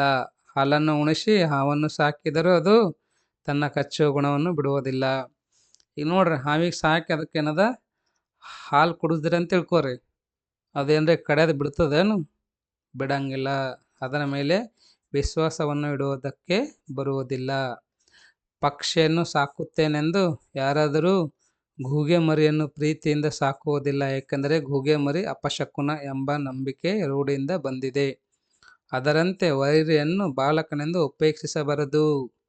ವೈರಿ ಸಣ್ಣವದನಪ್ಪ, ಚಿಕ್ಕವದನ, ಅವ ಏನು ಮಾಡ್ತಾನ ನಮಗ ಅಂಥೇಳಿ ನಾವು ಅನ್ಕೋಬಾರ್ದು. ವೈರಿ ಬಾಲಕನಿರಲಿ ಅಥವಾ ದೊಡ್ಡವನಿರಲಿ, ವೈರಿ ವೈರಿಯೇ, ಅವನಲ್ಲಿ ಭಿನ್ನತೆ ಇಲ್ಲ. ಬೇವು, ಚೇಳು, ಹಾವು ಯಾವ ರೀತಿ ತಮ್ಮ ಮೂಲ ಗುಣಗಳನ್ನು ಬಿಡುವುದಿಲ್ಲವೋ ಅದೇ ರೀತಿಯಾಗಿ ವೈರಿ ಬಾಲಕನಾಗಿದ್ದರೂ ಅವನ ಬಗ್ಗೆ ಎಚ್ಚರಿಕೆಯಿಂದ ಇರಬೇಕು ಎಂದು ಸೋಮನಾಥ ಕವಿ ಹೇಳುತ್ತಾನೆ. ಎಷ್ಟು ಚೆನ್ನಾಗಿದೆ ಅಲ್ವಾ? ರೈಟ್. ಮುಂದಿನ ನೋಡ್ರಿ, ವೀರ, ಮಂತ್ರಿ, ರಾಜ ಮತ್ತು ಯೋಗಿಗಳಿಗೆ ಇರಬೇಕಾದ ಅರ್ಹತೆಗಳೇನು? ಅಬ್ಬಾ ನೋಡ್ರಿ, ವೀರನಿಗೆ, ಮಂತ್ರಿಗೆ, ರಾಜನಿಗೆ, ಯೋಗಿಗಳಿಗೆ, ನಾನು ಶಿವಯೋಗಿ ಇದ್ದೀನಿ, ಇರಬೇಕಾದ ಅರ್ಹತೆಗಳೇನು ಅಂತ ಕೊಟ್ಟಿದ್ದಾನ, ನೋಡೋಣಂತೆ. ವೀರನಾದವನಿಗೆ ಇರಿಯುವ ಗುಣವಿರಬೇಕು. ಅಂದರೆ ವೀರನಾದವನಿಗೆ ಇರಿಯುವ ಅಂದ್ರೆ ಹೊಡೆಯೋದು, ಕೈದಾಗ ಚಾಕು ಇತ್ತ ಚಾಕು ಇರಿಯೋದಾಗಲಿ, ಕತ್ತಿ ಇತ್ತ ಕತ್ತಿ ಇರಿಯೋದಾಗಲಿ ಗುರುತಿರಬೇಕು, ಹೌದಿಲ್ಲ? ಛಲದಿಂದ ಮುನ್ನುಗ್ಗಿ ವೈರಿಯನ್ನು ಚೆಂಡಾಡುವ ವೀರತ್ವ, ಧೈರ್ಯ, ಸಾಹಸ ಬೇಕು. ವೀರ ಮದಕರಿ, ಕಿತ್ತೂರು ರಾಣಿ ಚೆನ್ನಮ್ಮ ಅವರೆಲ್ಲ ವೀರರಿದ್ದಿರಲ್ಲ, ಯಾಕಂದರೆ ಅವರಿಗೆ ಇರಿಯುವ ಗುಣ ಚೆನ್ನಾಗಿ ಗೊತ್ತಿದ್ದಿತ್ತು. ವೈರಿಯನ್ನು ಚೆಂಡಾಡುವ ವೀರತ್ವ, ಧೈರ್ಯ ಅವ್ರ ಕಡೆ ಇದ್ದಿತ್ತು. ಅಂದರೆ ಮಾತ್ರ ಅವನು ಯೋಧನಾಗಲಿಕ್ಕೆ ಸಾಧ್ಯ. ನಾನಾ ಚಮತ್ಕಾರಗಳನ್ನು ಅರಿತವರು ಮಂತ್ರಿ ಆಗಲಿಕ್ಕೆ ಯೋಗ್ಯ. ಮಂತ್ರಿ ಆದವನು ನಾನಾ ಚಮತ್ಕಾರಗಳನ್ನು ಹೊಂದಿರಬೇಕು. ಇವಾಗ ನೋಡ್ರಿ, ಛತ್ರಪತಿ ಶಿವಾಜಿ ಅದಾರಿಲ್ಲ, ಅವರಿಗೆ ಚಾಕುವಿಂದ ಚುಚ್ಚಲಿಕ್ಕೆ ಬರ್ತಾರೆ ಅಂತ ಹೇಳಿ ಗೊತ್ತಿದ್ದಿತ್ತು. ಅದಕ್ಕೆ ಅವ್ರೇನು ಮಾಡ್ರಿ, ಇಲ್ಲಿ ಚಮತ್ಕಾರ ಅಥವಾ ಅವ್ರ ಕಡೆ ಇರ್ತಕ್ಕಂಥ ತರ್ಕವನ್ನು ಅವರು ಬಳಕೆ ಮಾಡ್ಕೊಂಡಿದ್ದಾರೆ. ಬಳಕೆ ಮಾಡಿ ಎದುರಿರ್ತಕ್ಕಂಥ ಅಫ್ಜಲ್ ಖಾನ್ ಹೊಡಿತಾರಲ್ಲ, ಸೊ ಅದು ಯಾರ ಕಡೆ ಇರಬೇಕು ಅಂದರೆ ಮಂತ್ರಿ ಆದವನ ಕಡೆ ಇರಬೇಕು, ರಾಜನಾದವನ ಕಡೆ ಇರಬೇಕು. ರಾಜ್ಯದ ಆಡಳಿತವನ್ನು ಚೆನ್ನಾಗಿ ನೋಡಿಕೊಳ್ಬೇಕು. ಎಲ್ಲರೂ ಪ್ರತಿಯೊಬ್ಬರಿಗೆ ಗಮನ ಹರಿಸಬೇಕು. ಯಾರು ಏನೇನು ಕುಂದು ಕೊರತೆಗಳಾದ ಎಲ್ಲವನ್ನು ನಾವು ಏನು ಮಾಡಬೇಕು, ರಾಜನಾದವನು ಬಗೆಹರಿಸಬೇಕು. ರಾಜನಾದವನು ಕೋಪವನ್ನು ಹೊಂದಿರಬಾರದು, ಸಿಟ್ಟನ್ನು ಹೊಂದಬಾರದು. ಕೋಪದಿಂದ ರಾಜನು ಕೂಡಿದ್ದರೆ ಪ್ರಜೆಗಳು ಅವನನ್ನು ಇಷ್ಟಪಡುವುದಿಲ್ಲ. ಅದೇನಪ್ಪ ಬರೀ ಸಿಟ್ಟಿಗೆ ಬರ್ತದೆ ಯಾವಾಗಲೂ ಅಂತಾರೆ. ರಾಜನಿಗೆ ಅಪಾರವಾದ ತಾಳ್ಮೆ, ಸಹನೆ ಗುಣಗಳನ್ನು ಹೊಂದಿರಬೇಕು. ಯೋಗಿಯಾದವನು ತನ್ನ ಅರಿಷಡ್ವಂಗಗಳನ್ನು ಗೆಲ್ಲಬೇಕು. ಅಂದರೆ ಕಾಮ, ಕ್ರೋಧ, ಲೋಭ, ಮೋಹ, ಮದ, ಮತ್ಸರ ಗುಣಗಳನ್ನು ತೊರೆದಿರಬೇಕು. ನೋಡ್ರಿ, ಪ್ರತಿಯೊಂದಕ್ಕೂ ಅರ್ಥಗರ್ಭಿತ ಇದ್ದಾರೆ. ಇದು ನೀವು ಸೆಕೆಂಡ್ PUC ಮುಗಿದ್ಮೇಲೆ ತಿಳ್ಕೊರಿ. ಕಾಮ ಅಂದ್ರೇನು, ಕ್ರೋಧ ಅಂದ್ರೇನು, ಲೋಭ ಅಂದ್ರೇನು, ಮೋಹ ಅಂದ್ರೇನು, ಮದ ಅಂದ್ರೇನು, ಮತ್ಸರ ಅಂದ್ರೇನು, ಎಲ್ಲ ತುಂಬ ಇಂಪಾರ್ಟೆಂಟ್ ಅದಾವ್ರಿ. ಇವೆಲ್ಲವನ್ನ ಅವ್ರು ತೊರೆದಿರಬೇಕು, ಎಲ್ಲ ಬಿಟ್ಟಿರ್ಬೇಕು. ಅಂದಾಗ ಮಾತ್ರ ಅವ ಏನಾಗ್ತಾನ, ಯೋಗಿ ಆಗ್ತಾನಂತ. ಈ ರೀತಿಯಾಗಿ ವೀರ, ಮಂತ್ರಿ, ರಾಜ ಮತ್ತು ಯೋಗಿಗಳಿಗೆ ಇರಬೇಕಾದ ಅರ್ಹತೆಗಳನ್ನು ಸೋಮನಾಥ ಕವಿ ಹೇಳಿರುತ್ತಾನೆ. ನೆಕ್ಸ್ಟ್ ನೋಡ್ರಿ, ನಿರ್ಮಲ ಚಿತ್ತದಿಂದ ಅಗತ್ಯವನ್ನು ಸೋಮನಾಥ ಹೇಗೆ ನಿರೂಪಿಸಿದ್ದಾನೆ? ಕವಿ ಸೋಮನಾಥನು ಮನುಷ್ಯನು ಅಂತರಂಗ ಮತ್ತು ಬಹಿರಂಗದಲ್ಲಿ ಒಂದೇ ರೀತಿಯಾಗಿರಬೇಕು ಎಂದು ಹೇಳ್ತಾನೆ. ನಿರ್ಮಲ ಚಿತ್ತ ಅಂದರೆ ಮನಸ್ಸು ಸ್ವಚ್ಛ ಇರಬೇಕು, ಒಳಗೊಂದು ಇರಬಾರ್ದು, ಹೊರಗೊಂದು ಇರಬಾರ್ದು ಅಂತ ನೋಡ್ರಿ. ಓಕೆ, ಒಳಗೊಂದು ಹೊರಗೊಂದು ಯಾವಾಗೂ ಇರಬಾರ್ದು. ನಿರ್ಮಲ ಚಿತ್ತದಿಂದ ಇರಬೇಕು, ಹೌದಲ್ವಾ? ಹೊಟ್ಟೆಯಲ್ಲಿ ಕೆಸರನ್ನು ತುಂಬಿಕೊಂಡ್ರೆ ಮೇಲೆ ಸ್ನಾನ ಮಾಡಿದರೆ ಅದು ಎಂದೆಂದಿಗೂ ಶುಚಿ ಆಗುವುದಿಲ್ಲ. ಶುಚಿ ಆಗ್ತದೇನ್ರಿ? ಆಗಂಗಿಲ್ಲ. ಕಾಗೆ ನದಿಯಲ್ಲಿ ಸ್ನಾನ ಮಾಡಿದರೆ ಅದು ಬೆಳ್ಳಗಾಗ್ತದೇನು? ನದಿ ಒಳಗರೆ ಯಾಕೆ, ಹಾಲಿನಾಗೂ ಕಾಗಿ ಸ್ನಾನ ಮಾಡಿದ್ರೆ ಅದು ಕಪ್ಪೆ ಇರ್ತದೆ. ಬೆಲ್ಲದ ನೀರಿನಲ್ಲಿ ಅದ್ದಿದ ಬೇವಿನ ಫಲವು ಸಿಹಿಯಾಗುವುದಿಲ್ಲ. ಅದರಂತೆ ಲೋಕದಲ್ಲಿ ನಿರ್ಮಲವಾದ ಚಿತ್ತವೇ ನಿಜವಾದ ಮಡಿ. ಯಾರು ಒಳ್ಳೆಯ ಮನಸ್ಸು ಹೊಂದಿರುತ್ತಾರೆ ಅವರೇ ನಿಜವಾದ ಶುಚಿ ವ್ಯಕ್ತಿಗಳು. ಯಾರ ಕಡೆ ಒಳ್ಳೆಯ ಮನಸ್ಸು ಇರ್ತದಲ್ಲ ಅವ್ರೇನಂದ್ರೆ ಶುಚಿಯಾದ ವ್ಯಕ್ತಿಗಳಂತ್ರಿ. ಹೊರನೋಟಕ್ಕೆ ಒಳ್ಳೆಯ ಬಟ್ಟೆ ಬರೆಗಳನ್ನು ಧರಿಸಿದವರು ಶುಚಿಗಳಲ್ಲ. ಬಹಿರಂಗ ಶುದ್ಧತೆಗಿಂತ ಅಂತರಂಗದ ಶುದ್ಧತೆ ಶ್ರೇಷ್ಠ ಎಂದು ಕವಿ ಸೋಮನಾಥ ಇಲ್ಲಿ ಹೇಳುತ್ತಾನೆ. 100% ರೀ. ಬಹಿರಂಗ ಶುಚಿಗಿಂತ ಅಂತರಂಗದ ಶುಚಿ ಇರಬೇಕು. ಒಳಗಿರ್ತಕ್ಕಂಥ ಮನಸ್ಸು ಸ್ವಚ್ಛ ಇರಬೇಕು, ಕಲ್ಮಶದಿಂದ ಕೂಡಿರಬಾರ್ದು, ಸ್ವಾರ್ಥಿಯಾಗಿರಬಾರ್ದು. ಅಸಹ್ಯ ಪಡಬಾರ್ದು. ಮತ್ತೊಬ್ಬರನ್ನು ನೋಡಿ, ಮತ್ತೊಬ್ಬರ ಅಭಿವೃದ್ಧಿ ನೋಡಿ, ಮತ್ತೊಬ್ಬರದು ಬೆಳವಣಿಗೆ ನೋಡಿ ಅಸಹ್ಯವನ್ನು ಪಡಬಾರ್ದು. ಅಥವಾ ಆತ ಏನಾದರೂ ಸಾಧನೆ ಮಾಡಿದಂದ್ರೆ ಹಿಗ್ಗಿ ನಾನೇ ಶ್ರೇಷ್ಠ, ನಾನೇ ಸ್ವಾರ್ಥಿ ಅಂತಕ್ಕಂಥದ್ದವ್ರ ಕಡೆ ಬರಬಾರ್ದು. ನೋಡ್ರಿ, ಮುಂದೆ ಆಯ್ಕೆ ಇದೆ ನಮ್ಮ ಕೈಯಲ್ಲಿ. ರಜೆಗೆಂದು ಮೈಸೂರಿಗೆ ಹೋದಾಗ ಲೇಖಕಿ ಪತಿಗಾದ ತೊಂದರೆ ಏನು ಅಂತ. 4 ವರ್ಷಗಳ ಹಿಂದೆ ರಜೆಗೆಂದು ಮೈಸೂರಿಗೆ ಅಮ್ಮನ ಮನೆಗೆ ಸಕುಟುಂಬ ಸಮೇತಳಾಗಿ ಲೇಖಕಿಯರು ಹೋಗಿದ್ದರು. ಆ ರಾತ್ರಿ ಇದ್ದಕ್ಕಿದ್ದಂತೆ ಲೇಖಕಿಯ ಗಂಡ ಕೀರ್ತಿಗೆ ಎಲ್ಲಿಲ್ಲದ ಕೆಳಹೊಟ್ಟೆಯ ನೋವು. ಅದೆಲ್ಲೋ ಬೆನ್ನ ಹಿಂಬದಿಯಲ್ಲಿ ಹುಟ್ಟಿ ಕಿಬ್ಬೊಟ್ಟೆಯವರೆಗೆ ಹರಡಿ ನಿಂತ ನೋವಿನಲ್ಲಿ ಒದ್ದಾಡತೊಡಗಿದರು. ಮಿಷನ್ ಆಸ್ಪತ್ರೆಗೆ ಓಡಿದ್ದಾಯಿತು. ಸೋನೋಗ್ರಫಿ ಮಾಡಿ 8 ಮಿಲಿಮೀಟರ್ ಉದ್ದದ ಮೂತ್ರಪಿಂಡದ ಕಲ್ಲಿದೆ ಎಂದು ತಿಳಿದರು. 2 ದಿನದ ಅನಂತರದ ಶಸ್ತ್ರಚಿಕಿತ್ಸೆಗೆ ದಿನಾಂಕ ನಿಗದಿ ಆಯಿತು. ನೋವು ಕಡಿಮೆ ಮಾಡಲು ಮಾತ್ರೆ ಕೊಟ್ಟು ಕಳುಹಿಸಿದರು ಅಂತ ನೋಡ್ರಿ. ಲೇಖಕಿಯ ಪತಿಗಾದ ತೊಂದರೆ ಏನಂತ ಕೇಳಿದಾರ, ಅದು ತೊಂದರೆಯಲ್ಲಿ ನೀಟಕ್ಕೆ ಬರೆದಿದ್ದಾರೆ ನೋಡ್ರಿ. ನೀವು ನಿಮ್ಮದೇ ಆದ ಸ್ವಂತ ವಾಕ್ಯದಲ್ಲಿ ಬರೀರಿ, ಅರ್ಥ ಮಾಡ್ಕೋರಿ, ಪ್ರತಿಯೊಂದನ್ನು ಅರ್ಥ ಮಾಡ್ಕೊಂಡು ಬರೀಬೇಕು. ಕಮಲಾ ಮೇಡಮ್ಗೆ ಮೂತ್ರಪಿಂಡದಲ್ಲಿ ಕಲ್ಲು ಮೂಡಿದ್ದೇಕೆ? ಕಲ್ಲು ಯಾಕೆ ಮೂಡ್ತಾವಪ್ಪ ಮೂತ್ರಪಿಂಡದಾಗ? ಮೂತ್ರಪಿಂಡಗಳು ಇದ್ದಿರ್ತಾವಿಲ್ಲ, ಇದ್ರೊಳಗೆ ಕಲ್ಲುಗಳು ಯಾಕೆ ಮೂಡ್ತಾವ? ಹೇಳ್ತಾರೆ ನೋಡ್ರಿ ಇಲ್ಲಿ. ನೋಡ್ರಿ, ಸೈಂಟಿಫಿಕಲಿ ಇದೆ, ಕರೆಕ್ಟ್ ಇದೆ. ಕಮಲಾ ಮೇಡಮ್ ಇವರು ಶಾಲೆಯಲ್ಲಿ ಮಹಿಳೆಯರಿಗೆ ಶೌಚಾಲಯವಿರಲಿಲ್ಲ. ಹಾಗಾಗಿ ಬೆಳಗ್ಗೆ ಮನೆಯಿಂದ ಹೊರಟ ಮೇಲೆ ಮತ್ತೆ ಸಂಜೆ ಹಿಂದಿರುಗಿ ಬರುವವರೆಗೆ ಜಲಬಾಧೆಯನ್ನು ತಡೆದುಕೊಳ್ಳದೆ ಬೇರೆ ದಾರಿ ಇರಲಿಲ್ಲ.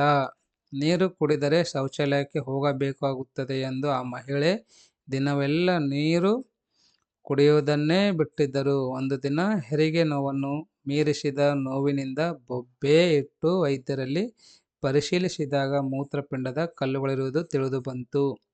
ಯಥೇಚ್ಛವಾಗಿ ನೀರು ಕುಡಿಯದೇ ಇದ್ದಿದ್ದರಿಂದ ಕಮಲಾ ಮೇಡಮ್ಗೆ ಮೂತ್ರಪಿಂಡದಲ್ಲಿ ಕಲ್ಲು ಮೂಡಲು ಕಾರಣವಾಗಿತ್ತು. ಹಾಗಾಗಿ ತಮ್ಮೆಲ್ಲರಿಗೂ ಏನು ಕಿವಿ ಮಾತು ಅಂದರೆ, ದಿನಾಲು ಏನದ ತಾವು ಜಾಸ್ತಿ ಪ್ರಮಾಣದಲ್ಲಿ ನೀರನ್ನು ಕುಡಿಬೇಕು. ಓಕೆ, ಬೆಳಿಗ್ಗೆ ಎದುರುಪ್ಲೇನೆ ಮಾರ್ನಿಂಗ್ ಹಾಟ್ ವಾಟ್ರನ್ನು ಕುಡೀರಿ.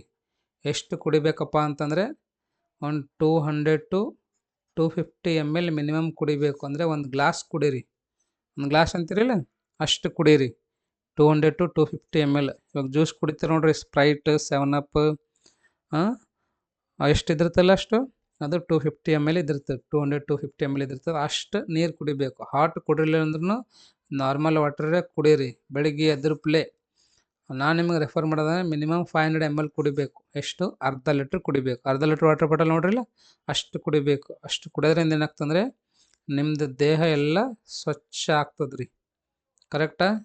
ಹಾಗಾಗಿ ಎದ್ದಿದ ತಕ್ಷಣ ಬ್ರಷ್ ಮಾಡ್ಬೇಕಂತೇನಿಲ್ಲ, ಬ್ರಷ್ ಮಾಡ್ಲಾರ್ದೇನು ಕುಡಿದ್ರೆ ಭೀ ನಡೀತದೆ. ಕುಡೀರಿ, ಒಟ್ಟು ಅರ್ಧ ಲೀಟ್ರ್ ಕುಡೀರಿ. ಅರ್ಧ ಲೀಟ್ರ್ ಆಗಲ್ರಿ ಅಂದರೆ 250 ml ಆದರೂ ಕುಡಿಬೇಕು. ಓಕೆ, ಅದರಿಂದ ನಿಮ್ಮ ದೇಹ ಚೆನ್ನಾಗಿರ್ತದೆ. ನಿಮಗೆ ಯಾವುದೇ ರೀತಿಯಿಂದ ಕಾಯಿಲೆಗಳು ಬರಲ್ಲ. ಸಣ್ಣ ಪುಟ್ಟ ಕಾಯಿಲೆಗಳಂತೂ ಮೊದಲೇ ಬರಲ್ಲ. ರೈಟ್? ಓಕೆ,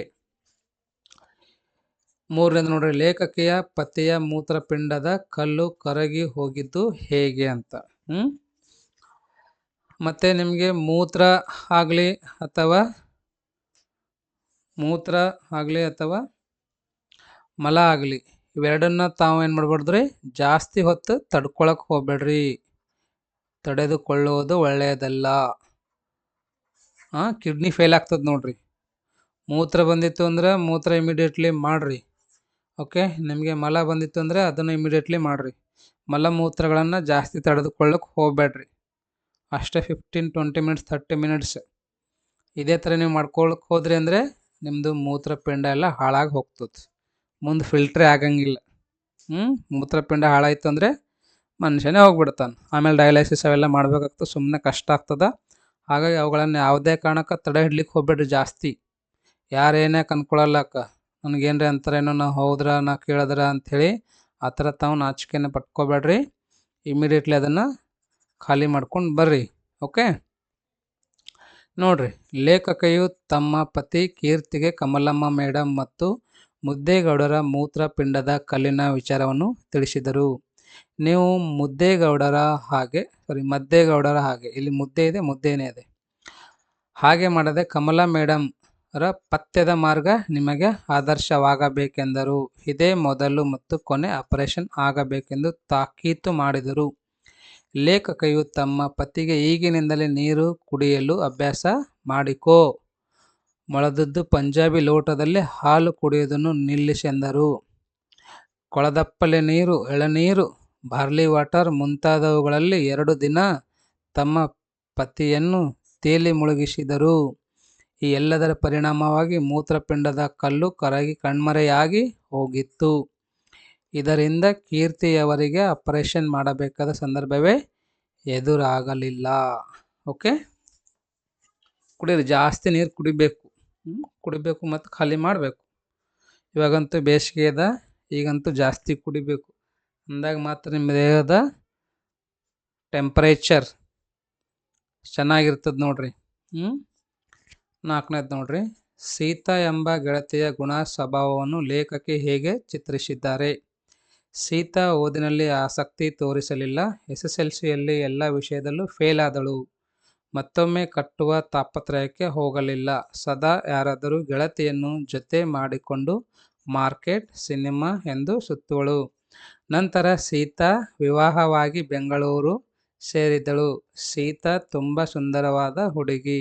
ಸೀತಾ ವಿವಾಹವಾದ ನಂತರ ಗಂಡನ ಮನೆಗೆ ಹೊಂದಿಕೊಳ್ಳಲು ಆಗಲೇ ಇಲ್ಲ. ಇಷ್ಟು ಸಣ್ಣ ಮನೆ, ಅದಿಲ್ಲ ಇದಿಲ್ಲ, ನಮ್ಮ ಮನೆ ಮೈಸೂರಿನಲ್ಲಿ ಹೇಗಿತ್ತು ಎಂದು ತನ್ನ ಹಿಂದಿನ ಜೀವನವನ್ನು ಸ್ಮರಿಸುತ್ತಿದ್ದಳು. ಸೀತಾಗೆ ಜೀವನದಲ್ಲಿ ತಟ್ಟನೆ ಎಲ್ಲ ಸರಿ ಹೋಗಿಬಿಡಬೇಕು ಎಂದು ಬಯಸಿದ್ದಳು. ಕೈತುಂಬ ಸಂಪಾದಿಸಿದ ತಂದು ಹೆಂಡತಿನ ಚೆನ್ನಾಗಿ ಇಟ್ಟುಕೊಳ್ಳುವುದು ಗಂಡನ ಜವಾಬ್ದಾರಿ ಎಂದು ಬಲವಾದ ನಂಬಿದ ಹುಡುಗಿ ತನ್ನ ಕಿರುಬೆರಳನ್ನು ಎತ್ತಲು ಸಿದ್ಧವಿರಲಿಲ್ಲ. ಅಯ್ಯೋ ರಾಮ, ಹೊಂದಾಣಿಕೆ ಇರಬೇಕು. ಇಷ್ಟು ಪ್ರಮಾಣದಲ್ಲಿ ಒಂದು ಎಕ್ಸ್ಪೆಕ್ಟೇಷನ್, ಊಹೆಯನ್ನು ಏನಂತಾರೆ, ಎಕ್ಸ್ಪೆಕ್ಟೇಷನನ್ನು ಮಾಡಬಾರ್ದ್ರಿ. ಹೌದಲ್ಪ, ಅಪೇಕ್ಷೆ ಪಡಬಾರ್ದು. ಇಷ್ಟೊಂದು ಪ್ರಮಾಣದಲ್ಲಿ ಅಡ್ಜಸ್ಟ್ಮೆಂಟ್ ಇರಬೇಕು, ಹೊಂದ್ಕೊಂಡು ಹೋಗಬೇಕು. ಏನಿದ್ದಿರ್ತದೆ ಅದ್ರಾಗೆ. ನಾ ಸುಂದರವಾಗಿದ್ದೀನಿ, ನಾ ಹಂಗಿದ್ದೀನಿ, ಹಿಂಗಿದ್ದೀನಿ ಅಂದರೆ ಹೆಂಗೆ ನಡೀತದೆ? ತಾನೇ ಅನುಭವಿಸ್ಬೇಕಾಗ್ತದೆ. ಆಮೇಲೆ ಇರುವುದು ಆಕೆಗೆ ಸಾಲುತ್ತಿರಲಿಲ್ಲ. ಬೇಕು ಅಂದದ್ದನ್ನು ದುಡಿದು ಗಳಿಸಲು ಸಿದ್ಧವಿರಲಿಲ್ಲ. ಹಂಗೇನ್ರಿ ಬೇಕಾಗಿತ್ತಪ್ಪ, ಎಂಜಾಯ್ ಮಾಡಬೇಕಾಗಿತ್ತು ಅಂದರೆ ದುಡಿಬೇಕಾಗ್ತದೆ. ದುಡಿದು ಎಂಜಾಯ್ ಮಾಡ್ಲಕ್ಕೂ ಇಲ್ಲ, ಹೌದಿಲ್ಲ? ಇದ್ರದ್ರಾಗೆ ಖುಷಿ ಪಡ್ಲಕ್ಕೂ ಇಲ್ಲ. ಹಂಗಂದ್ರೆ ಹೆಂಗೆ ನಡೀತದೆ? ಮತ್ತು ಅವಳಿಗೆ ಬದುಕೆಲ್ಲವೂ ಅದೃಷ್ಟದ ಆಟದಂತೆ ಕಾಣುತ್ತಿತ್ತು. ತನ್ನದು ಹಣೆ ಬರಹ ದುರದೃಷ್ಟ ಅಂತ ಹಲ್ಲು ಬಿದ್ದಳು. ಅದೇ ಅನ್ಕೋತಾರೆ ಮತ್ತು ಲಾಸ್ಟಿಗೆ ನನ್ನ ಹಣೆ ಬರ ಚಲೋ ಇಲ್ಲ ಅಂಥೇಳಿ, ಹೌದಲ್ವ? ಅವಳ ಮದುವೆ ಹೆಚ್ಚು ದಿನ ಉಳಿಯಲಿಲ್ಲ. ಅವಳ ಬದುಕು ದುರಂತದಲ್ಲಿಯೇ ಕೊನೆಗೊಂಡಿತು. ಈ ರೀತಿಯಾಗಿ ಸೀತಾ ಎಂಬ ಗೆಳತಿಯ ಗುಣ ಸ್ವಭಾವವನ್ನು ಲೇಖಕಿ ಚಿತ್ರಿಸಿದ್ದಾರೆ ಅಂತ ಒಂದು ಒಳ್ಳೆ ಮೆಸೇಜ್ ಬಂದಿರ್ತದೆ ನಿಮಗೆ ಅದರಿಂದ. ಅದು ಚೆನ್ನಾಗಿ ತಿಳ್ಕೊಂಡ್ರಿ ಅಂತ ಹೇಳ್ತಾ ಮುಂದಿನ ಪ್ರಶ್ನೆ ಹೋಗೋಣ ಅಂತ. ಬದುಕಿನಲ್ಲಿ ಆಯ್ಕೆಗಳು ಮುಖ್ಯ ಎಂಬುದನ್ನು ಲೇಖಕಿ ಹೇಗೆ ನಿರೂಪಿಸಿದ್ದಾರೆ? ಬದುಕಿನಲ್ಲಿ ಆಯ್ಕೆಗಳು ತುಂಬ ಮುಖ್ಯವೆಂದು ಲೇಖಕಿಯು 4 ಉದಾಹರಣೆಗಳೊಂದಿಗೆ ವಿವರಿಸಿದ್ದಾರೆ. ನೋಡ್ರಿ ಯಾವ್ಯಾವ ಅಂತ ಹೇಳಿ. ಮೂತ್ರದ ಕಲ್ಲಿನ ಸಮಸ್ಯೆ ಮತ್ತೊಮ್ಮೆ ಆಗದಂತೆ ವೈದ್ಯರ ಸಲಹೆಯಂತೆ ಯಥೇಚ್ಛವಾಗಿ ನೀರು ಕುಡಿಯುವ ಮತ್ತು ಆಹಾರದಲ್ಲಿ ಬದಲಾವಣೆಗಳನ್ನು ಮಾಡಿಕೊಂಡ ಕಮಲಮ್ಮ ಮೇಡಮ್ ಅವರ ಆದರ್ಶವನ್ನು ಇಲ್ಲಿ ಹೇಳುತ್ತಾರೆ. ಲೇಖಕಿಯು ಸೀತಾಳಂತೆ ಸೋಮಾರಿಯಾಗದೆ ಪರಿಶ್ರಮದಿಂದ ಜೀವನವನ್ನು ಕಟ್ಟಿಕೊಳ್ಳುವ ಮಾರ್ಗವನ್ನು ಇಲ್ಲಿ ಹೇಳುತ್ತಾರೆ. ಅದರಂತೆ ಫ್ಲೇವಿಯಾ ದಿನ ಬಡಿಯುವ ಗಂಡನನ್ನು ಬಿಟ್ಟು 40ರ ವಯಸ್ಸಿನಲ್ಲಿ ವಿದ್ಯಾಭ್ಯಾಸ ಮುಂದುವರಿಸಿ ಮುಂಬಯಿಯ ಪ್ರಸಿದ್ಧ ನ್ಯಾಯವಾದಿಯಾದರು.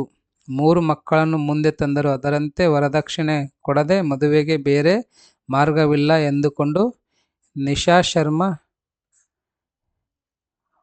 ಹಸೆಯೇರುವ ಸಮಯದಲ್ಲಾದರೂ ತನಗೆ ದುರಾಸೆ ಈ ಹುಡುಗನನ್ನು ನಿರಾಕರಿಸುವ ಆಯ್ಕೆ ಇದೆ ಎಂದು ಕಂಡುಕೊಂಡಳು.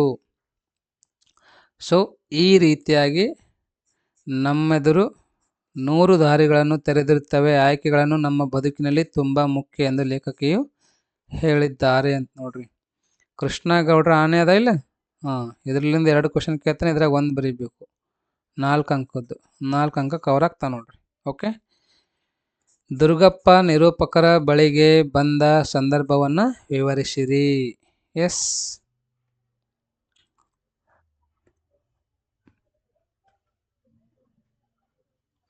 ನೋಡೋಣವಾ.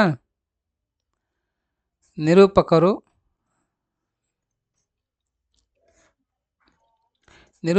ಒಂದು ದಿನ ಜೀಪನ ಅಡಿ ಬಿದ್ದುಕೊಂಡು ಗೇರ್ ಬಾಕ್ಸ್ ರಿಪೇರಿಯಲ್ಲಿ ತೊಡಗಿದ್ದರು. ಈ ಸಮಯದಲ್ಲಿ 2 ಖಾಕಿ ಪ್ಯಾಂಟ್ಧಾರಿಗಳು ಕಾಲುಗಳ ಲೇಖಕರ ಹತ್ತಿರ ಬರುತ್ತಿರುವುದು ಕಂಡಿತು. ಬಂದಾತ್ ಜೀಪಿನ ಅಡಿ ಇದ್ದ ನಿರೂಪಕರು ತನ್ನನ್ನು ಗಮನಿಸಲಿಲ್ಲವೆಂದು ಅವರು ಗಮನ ಸೆಳೆಯಲು ಒಂದೆರಡು ಬಾರಿ ಕೆಮ್ಮಿದ. ನೋಡ್ರಿ, ಇದೇನದ ತಾವು ಚೆನ್ನಾಗಿ ನೋಡಿ ಅರ್ಥ ಮಾಡ್ಕೋರಿ. ಎರಡನೇ ಕ್ವಶನ್ ನೋಡ್ರಿ ಏನಿದೆ ಅಂತಂದರೆ, ನಿರೂಪಕರು ಕೊಡಲಿ ವಸೂಲಿ ಮಾಡಲು ಹೋಗಲಿಲ್ಲವೇಕೆ ವಿವರಿಸಿ ಅಂತ. ಓಕೆ, ಸೊ ಇದಂತೂ ತಾವು ಚೆನ್ನಾಗಿ ಓದಿ ಅರ್ಥ ಮಾಡ್ಕೊಂಡ್ರಿ ಅಂತ ಅನ್ಕೊತೀನಿ. ಇಲ್ಲಿ 2 ಪ್ರಶ್ನೆಗಳು ಬರ್ತಾವ, ಅವೆರಡರಲ್ಲಿ ಒಂದನ್ನು ಮಾತ್ರ ಬರಿಬೇಕು ತಾವು. ಓಕೆನಾ. ಮೂರನೇದು ನೋಡ್ರಿ, ಕೃಷ್ಣೇ ಗೌಡ್ರ ಆನೆ ಹುಟ್ಟಿ ಬೆಳೆದ ಬಗೆಯನ್ನು ವಿವರಿಸಿ, ಅದು ಪೇಟೆಯಲ್ಲಿ ಏನು ಮಾಡುತ್ತಿತ್ತು ಅಂತ ನೋಡ್ರಿ. ಏನೇನು ಮಾಡ್ತಿತ್ತು ಅದು, ಆನೆ ಹ್ಯಾಂಗೆ ಹುಟ್ಟಿ ಬೆಳೆದದ ಅದೆಲ್ಲ ಇಲ್ಲಿ ಕೊಟ್ಟಿದ್ದಾರೆ. ನೀಟಾಗಿ ಓದಿ ಅರ್ಥ ಮಾಡ್ಕೋರಿ, ಅಥವಾ ನಿಮ್ಮ ಬುಕ್ಕಲ್ಲಿ ಓದಿದ್ರಿ ಅಂದರೂ ಪರವಾಗಿಲ್ಲ. ಯಾವ ಥರ ಬರಿಬೇಕಂತ ಒಂದು ಸರ್ತಿ ಬರ್ದು ತಾವು ಪ್ರಾಕ್ಟೀಸ್ ಮಾಡಿರಿ. ಓಕೆ, ಮುಂದಿನ ಪ್ರಶ್ನೆ ನೋಡ್ರಿ, ಆನೆಯನ್ನು ಮತ್ತು ಮಾವುತ ವೇಲಾಯುಧನನ್ನು ಸಾಗ ಹಾಕಲು ಮಠದವರು ಹವಣಿಸಿದ್ದೇಕೆ ಅಂತ ನೋಡ್ರಿ. ಎಲ್ಲ ನೀಟಾಗಿ ಕೊಟ್ಟಿದ್ದಾನ, ಓದ್ರಿ, ಓದಿ ಅರ್ಥ ಮಾಡ್ಕೊಂಡು ಪ್ರಾಕ್ಟೀಸ್ ಮಾಡಿರಿ. ಓಕೆ, ಯಾರು ಭಯ ಪಡಕ್ಕೆ ಹೋಗ್ಬೇಡ್ರಿ. ಕನ್ನಡ ಒಂದು ಈಜಿ ಸಬ್ಜೆಕ್ಟ್ ಇದೆ. ನಿಮಗೇನು ನೆನಪು ಬರ್ತಾ ಇಲ್ಲ ಇವಾಗ ಅಂತ ಅನ್ನಿಸ್ತದೆ, ಬಟ್ ಎಕ್ಸಾಮಲ್ಲಿ ಬಂದೇ ಬರ್ತದೆ. ಅಷ್ಟೇ ಹೊಸ ಟಾಪಿಕ್ಸ್ಗಳನ್ನು, ಹೊಸ ಚಾಪ್ಟರ್ಗಳನ್ನು ಹಿಡ್ಲಿಕ್ಕೆ ಹೋಗ್ಬೇಡ್ರಿ. ನೀಟಾಗಿ ಇಷ್ಟು ದಿನ ಏನು ಓದಿರ್ತೀರಲ್ವ ಅದನ್ನೇ ತಾವೇನು ಮಾಡ್ಬೇಕಂದ್ರೆ ಒಂದು ಟೈಮ್ ರಿವಿಷನ್ ಮಾಡಿರಿ. Okay, right. ನಿದ್ರೆ ಮಂಪರಿನಲ್ಲಿದ್ದ ಡ್ರೈವರ್ ಪರಂಧಾಮಕ್ಕೆ ಹೋದ ಸಂದರ್ಭವನ್ನು ವಿವರಿಸಿ ಅಂತ ನೋಡ್ರಿ. ಓಕೆನಾ. ಸೊ ಎಲ್ಲ ನೀಟತೆಗೆ ಕೊಟ್ಟಿದ್ದಾನ, ಓದ್ರಿ. ನಾನೇನಾದ್ರೂ ನೆಕ್ಸ್ಟ್ ವಿಡಿಯೋಲಿ ಏನಂದರೆ ಮಾಡೆಲ್ ಕ್ವಶನ್ ಪೇಪರ್ ವಿತ್ ಸಾಲ್ಯೂಷನನ್ನು ಹೇಳ್ಕೊಡ್ತೀನಿ ಅಂತ್ರಿ. ರೈಟ್. ಸೊ ಈ ಒಂದು ವಿಡಿಯೋ ತಮಗೆಲ್ಲರಿಗೂ ಹೆಲ್ಪ್ ಆಗ್ತಾಯಿದೆ ಅಂತ ಅನ್ಕೋತೀನಿ, ಮತ್ತು ಒಂದು ಐಡಿಯಾ ಸಿಗ್ತಾ ಇದೆ ಅಂತ ಅನ್ಕೋತೀನಿ. ರೈಟ್. ನೆಕ್ಸ್ಟ್ ಕ್ವಶನ್ ನೋಡ್ರಿ, ಡ್ರೈವರ್ ಅಬ್ಬಾಸ್ ಮತ್ತು ಕ್ಲೀನರ್ ಕೃಷ್ಣನ ಸಾವಿಗೆ ಕೃಷ್ಣೇಗೌಡರ ಆನೆ ಕಾರಣವೇ ವಿವರಿಸಿ ಅಂತೆಲ್ಲ ನೀಟಾಗಿ ಉತ್ತರ ಕೊಟ್ಟಿದ್ದಾರೆ. ಓದಿ ಅರ್ಥ ಮಾಡ್ಕೋರಿ. ಹೌದಲ್ವಾ. ರೈಟ್. ಸೊ ಎಲ್ಲನೂ ವೆರಿ ಇಂಪಾರ್ಟೆಂಟ್ ಅಂತ ಹೇಳ್ಬೋದು. ತಾವು ಚೆನ್ನಾಗಿ ನೋಡಿ ಅರ್ಥ ಮಾಡ್ಕೊಳ್ರಿ. ಈ ಒಂದು ವಿಡಿಯೋ ತಮಗೇನಾದರೂ ಇಷ್ಟ ಆಗಿತ್ತು ಅಂತಂದರೆ ಲೈಕ್ ಮಾಡಿರಿ, ಮತ್ತು ನಿಮ್ಮ ಫ್ರೆಂಡ್ಸಿಗೂ ಸಹ ಶೇರ್ ಮಾಡಿರಿ. ಯಾರಾದರೂ ಸಬ್ಸ್ಕ್ರೈಬ್ ಆಗಿದ್ದೀರಿ ಅಂದರೆ ಈ ಕೂಡಲೇ ಸಬ್ಸ್ಕ್ರೈಬ್ ಆಗಿರಿ. ನಾನು ಈಗಾಗಲೇ ಮ್ಯಾಥ್ಸ್ ಇಂಪಾರ್ಟೆಂಟ್ ಕ್ವಶನ್ಸ್ಗಳು ಹೇಳಿದ್ದೀನಿ ರೀ. ತಾವು ನೋಡಿದಿಲ್ಲ ಅಂದರೆ ನೋಡಿರಿ, ಪ್ಲೇಲಿಸ್ಟಲ್ಲಿ ಹೋಗಿ. ಓಕೆ, ಇನ್ನೂ ಯಾರಾದರೂ ಟೆಲಿಗ್ರಾಮ್ ಗ್ರೂಪಿಗೆ ಜಾಯ್ನ್ ಆಗಿದ್ದಿಲ್ಲ ಅಂದರೆ ಈ ಕೂಡಲೇ ಒಂದು ಟೆಲಿಗ್ರಾಮ್ ಗ್ರೂಪಿಗೆ ಜಾಯ್ನ್ ಆಗಿರಿ. ಯಾವ ಥರ ಜಾಯ್ನ್ ಆಗಬೇಕಂದ್ರೆ ಲಿಂಕ್ ನಾನು ಡಿಸ್ಕ್ರಿಪ್ಷನಲ್ಲಿ ಕೊಟ್ಟಿದ್ದೀನಿ. ಆ ಒಂದು ಲಿಂಕನ್ನು ಯೂಸ್ ಮಾಡಿ ತಾವು ಜಾಯ್ನ್ ಆಗ್ಬೋದು. ಓಕೆನಾ. ಸೊ ಈ ಒಂದು ವಿಡಿಯೋನ ತಾವು ಎಷ್ಟು ತನಕ ನೋಡೋದಕ್ಕೆ ತಮ್ಮೆಲ್ಲರಿಗೂ ತುಂಬ ಧನ್ಯವಾದಗಳು. ಮತ್ತೆ ನಾವು ಮುಂದಿನ ಒಂದು ವಿಡಿಯೋ ಅಲ್ಲಿ ಭೇಟಿಯಾಗೋಣ ಅಂತ. Thank you so much.